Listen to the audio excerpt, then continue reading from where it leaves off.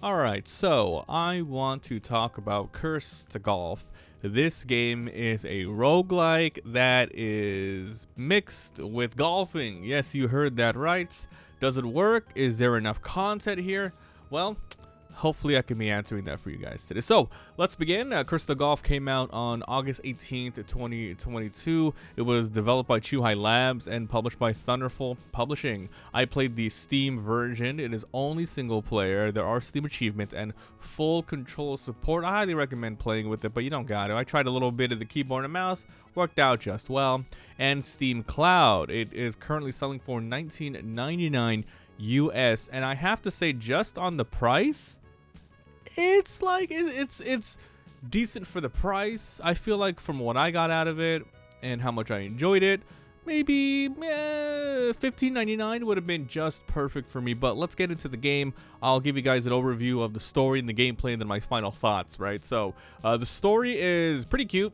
It has to deal with like death or something. So the game starts in the tutorial. You are a really prominent golfer who is like a prodigy. You are in the middle of a tournament. Looks like you're playing just to get yourself on a hole.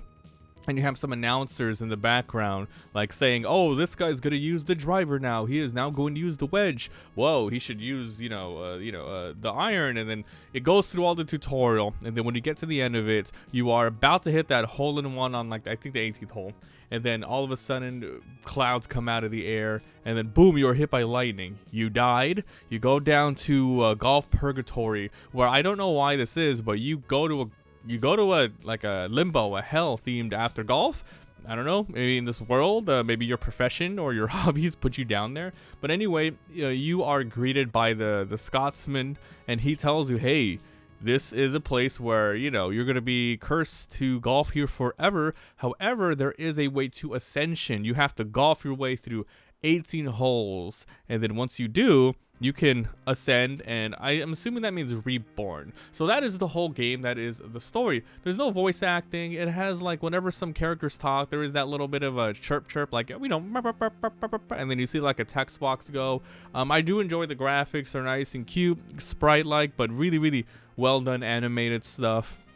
There's a couple different biomes in the game, not to spoil all of them, but you start off in like, a crypty, old, purpley, all over the place, dark cemetery one, and then after that one, you go into like a desert one, and then so on. There's only about 4 biomes here. Each biome is about 18 holes, and that's pretty much the story. The end of it is like the big boss called the groundskeeper, who you have to kind of defeat to go through. So how does, with the story out of the way, how does the gameplay work? Well, I'm a little disappointed at the moment that the only thing here to do is the roguelike mode. I'll talk about what kind of other stuff I would have liked later, but basically the game goes like this. You have to go through 18 holes. Each biome is 4 holes, a boss, 4 holes, a boss, 4 holes, a boss, and so on. There is a leaderboard, a scoreboard, so you can see. There is also a place where you can see all of your past runs. So how it works is it's a 2D golfing game, and the gameplay kind of works like a power system. If you guys played any golf games in the past, you're sure to come across these types of ones where you either click left or right. Your character will, start aiming left, start aiming right. You can choose between 3 different types of clubs. You have your driver, which is good for really long distance angles with a lot of energy, a lot of oomph to it. Then you have the iron, which is the medium one, and then you have the wedge, which you have to use if you want to get small angles, go through good heights, and if you're stuck in like a bunker or something, you are forced to use them. But other than that, you can use all 3 whenever you want, and the goal is to get to the hole within a certain amount of swings, with a certain amount of swings, or else you lose. There's a lot of ways to get around it. Now, what makes this a roguelite is once you run out, you fail to get to the end of the hole. Let's say you get to the 3rd hole, and you just run out. You start the game over. You go back to the main biome, and then you do the hole once again. Now, these biomes are, like I mentioned, specifically themed to a thing like cemetery, sand, and so on, and they all have their little tricks to them. The main biome here is like, you got your basic sand pits. you got water hazards, and then you got the kooky stuff. You got dynamite, which you can blow with TNT, which leads to more shortcuts, and then you have the cemetery portions where if you land your ball there, unfortunately a hand comes up and he eats one of your holes. So this game is a lot of verticality as well as, you know, shooting horizontal to get to your goal, and you're going to be doing a lot of thinking, a lot of planning ahead. There's lots of other things as well on the hole you can hit. There's silver statues and gold statues where if you hit them, then you receive some more extra shots for the goal. This would all seem pretty unfair, except your guy is really, you know, perfect. A perfect hit. It's not too hard to, you know, do enough power. It's not too hard to aim your shots. There was a nice indicator that goes up and down. It really reminded me of like Yoshi's Island or Super Mario 2 Yoshi's Island, where, you know, you shoot the egg and then it gives you that little thing, and then you just time it, and then you shoot it off. It's pretty nice. But yeah, besides the, you know, the course obstacles and buffs, you have cards. Now, these cards are what really makes the game, and you have to learn these, otherwise you are really, really not going to get anywhere. You can try your hardest. You can try your hardest to go without those, but you need them. You absolutely need them, otherwise you're just screwed. A lot of the courses are...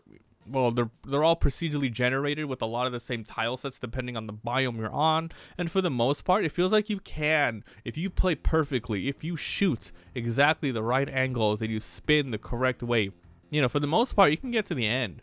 But then you really need to rack up more cards, more money and stuff, because there are some instances where I felt like there was no way I could make this unless I abused the cards and stuff like that. But, you know, that's just par for the course. It's roguelike. Sometimes you're just going to get in a situation where you're just screwed, you know. And a lot of people might not like that about this game, that like, hey, you have to learn the cards, otherwise you are just effed, even if you play perfect. So the different cards in the game, you can activate them at any time. You start the game with a couple of them, I think like 7 or something. You can get more throughout the run via treasures and shops that you're going to be going through, and I'll go through over the events in a bit. But the different ones you get go from simple to a little complicated.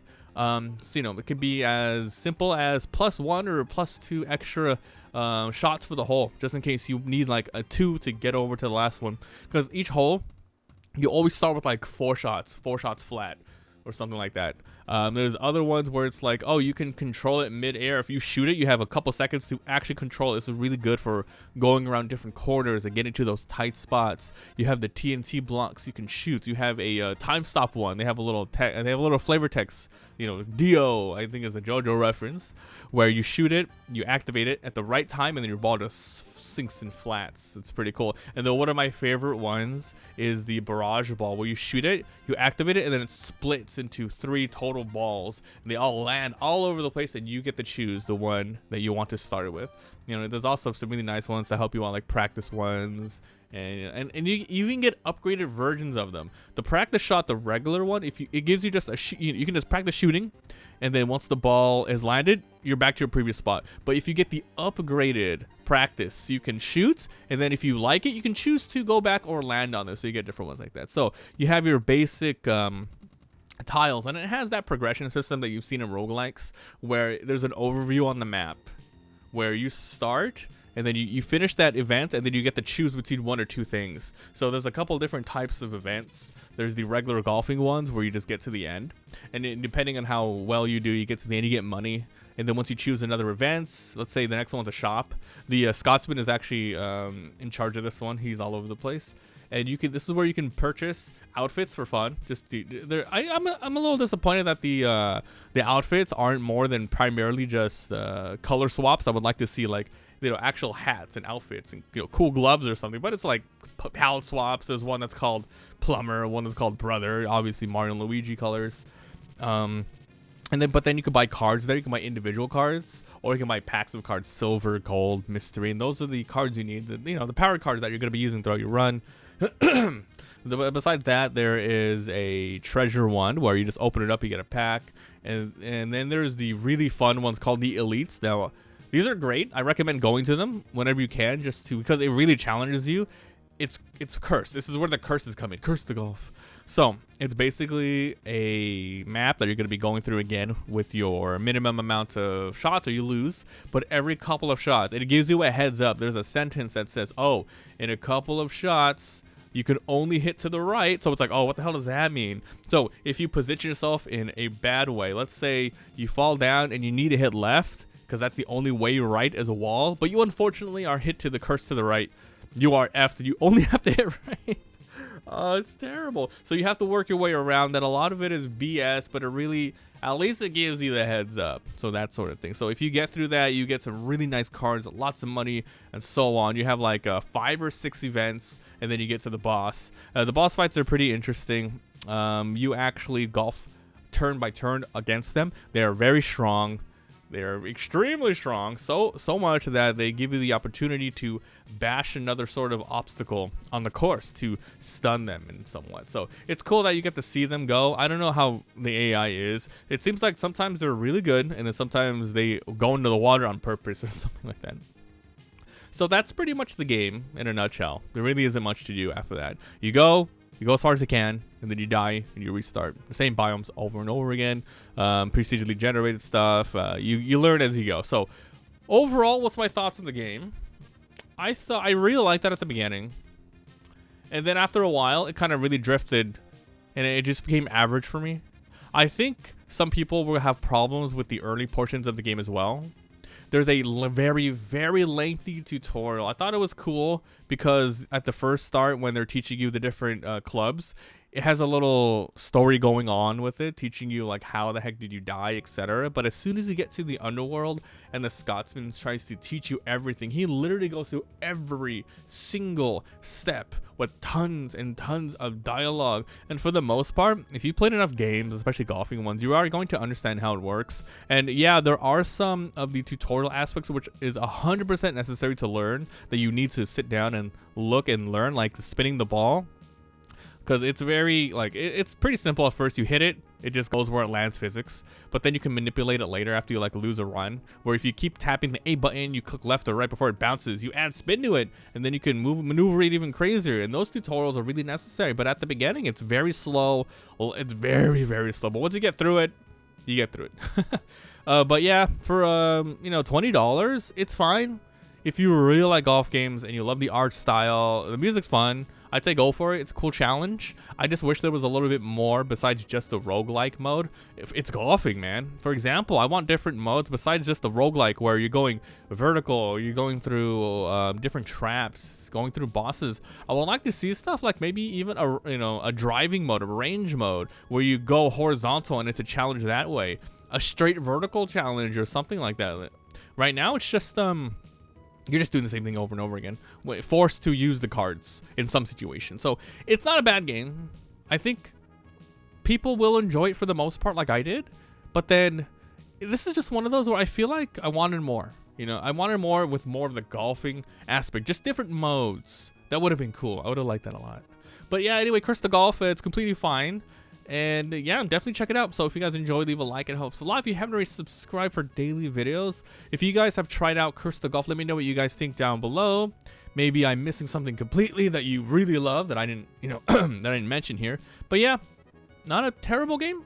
Just wish I had more to it, So anyways, guys, if you want to see the playthrough I did, there's a link down below to my Let's Play channel. And please come by Twitch. That's where I'm streaming all of it. So thanks, and I'll see you guys next time. Bye.